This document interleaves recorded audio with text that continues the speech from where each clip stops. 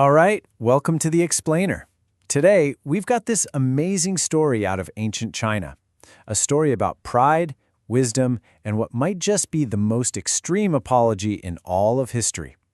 And it all comes down to this one really powerful phrase. So that phrase,負荊請罪, it literally means, get this, to carry thorny branches on your bare back and beg to be punished. I mean, just picture that for a second. We're not talking about a simple, my bad here. This is a full-on, public display of total shame and submission. So you have to ask, right? What on earth could someone do that would call for that kind of apology? Okay, so our story is all about these two huge figures in the ancient Chinese state of Zhou, way back in the 3rd century BCE. In one corner, you've got General Lian Po. This guy is the nation's shield, a hardcore warrior who earned his stripes through decades of brutal combat. And in the other corner, we've got Lin Shangru, a diplomat who pretty much just shot up through the ranks to the very top after one single, stunningly successful mission. You can already see where this is going, right? And Lian Po, he was not quiet about his feelings. He made them very, very public. He was absolutely furious. I mean, for a guy like him, it's all about battlefield scars. Words? That's just hot air. He publicly swore that the next time he saw this diplomat, he would humiliate him. So yeah, the stage was totally set for this massive clash between the state's top soldier and its top politician. Right, so what did this diplomat actually do to get that huge promotion and make the general so mad? Well, it all comes down to one single brilliant mission. And that whole mission was about a piece of jade. A jade with this legendary and honestly pretty tragic backstory. Okay, so the story of this jade, the he, she, be, it's just wild. So this guy finds a rock and he's convinced there's priceless jade inside. He takes it to his king, but the king's like, nah, that's just a rock. And for trying to deceive him, the king has the guy's foot chopped off. Seriously. So years go by, a new king is on the throne, and the man, still convinced, offers the stone again. And bam, same story, they take his other foot. It's not until a third king comes along, who finally listens to his tragic story and has the stone cut open. And what do they find inside?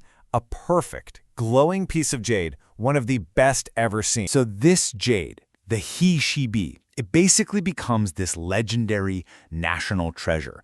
People said it could literally glow in the dark, that it had all these mystical properties, and after changing hands a few times, it ends up with the king of Zhou, which brings us right back to our main story. And this is where things get really intense. The neighboring state of Qin, remember, they're the big, scary, powerful neighbor, they hear about this jade. And their king makes an offer that just floors everyone in Zhou.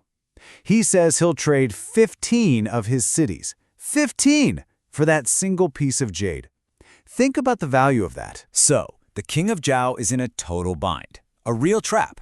If he says no, the super powerful Qin have the perfect excuse to attack. But if he says yes, he's almost certain the king of Qin, who's known for being shady, will just take the jade and never hand over the cities. He's totally, completely stuck. So the king is looking around his court like, who's going to handle this? He needs someone brave, someone clever. And crickets. Nobody says a word. Not the generals, not the top advisors. It's basically a suicide mission, right?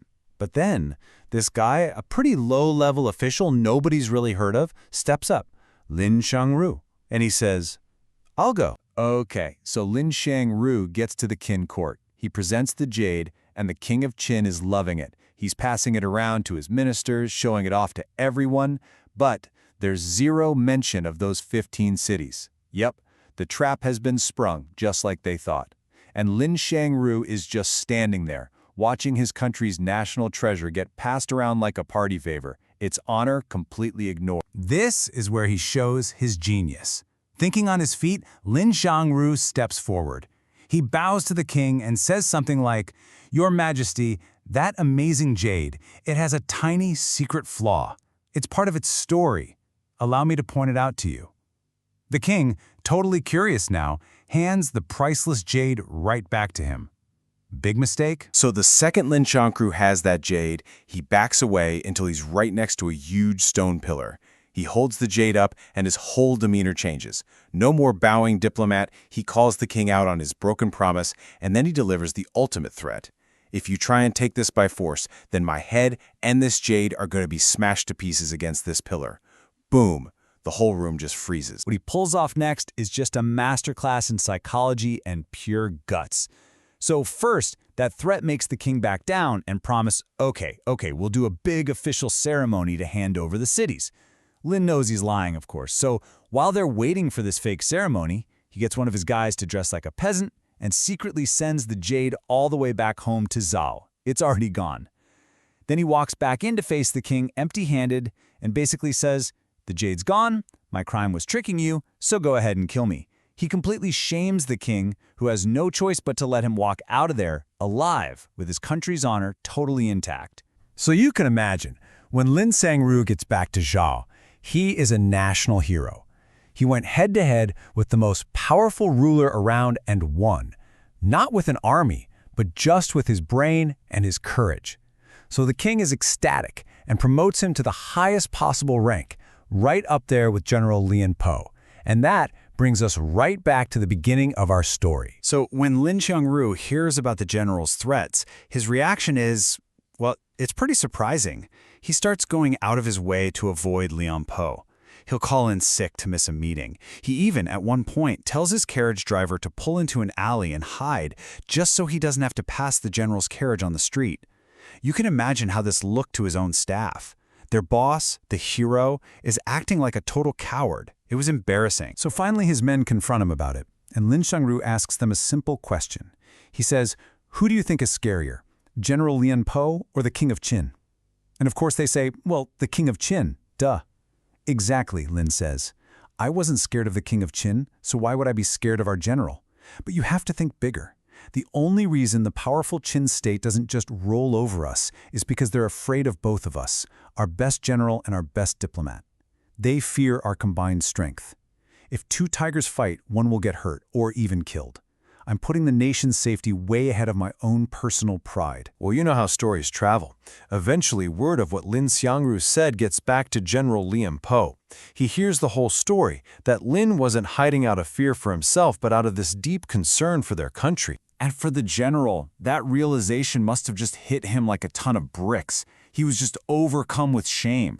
He realized that while he was all caught up in his own ego and his own status, Lin Xiangru was thinking about the fate of the entire nation. He'd been so petty, while the diplomat had been so wise. And what General Lian Po did next was just incredible. He performed the ultimate apology, the负荆请罪. He took off his armor, stripped to the waist, tied a bundle of thorny branches onto his bare back, and he walked all the way to Lin Xiangru's house, got down on his knees, and begged for forgiveness. Naturally, Lin Xiangru rushes outside, helps the old general up, and forgives him right there on the spot. And from that day forward, they became inseparable friends. Their partnership, the nation's greatest warrior and its sharpest diplomat, made the kingdom of Zhao stronger than ever and kept it secure for years. You know, when you boil it all down, this story is about two different kinds of courage, isn't it? There's the courage to stand up to a tyrant on a world stage, and then there's the much harder courage to admit when you're wrong. It's such a powerful lesson that true wisdom is so much bigger than personal pride. And it leaves us with a question that's just as real for us today as it was back then. When does the greater good outweigh our personal pride?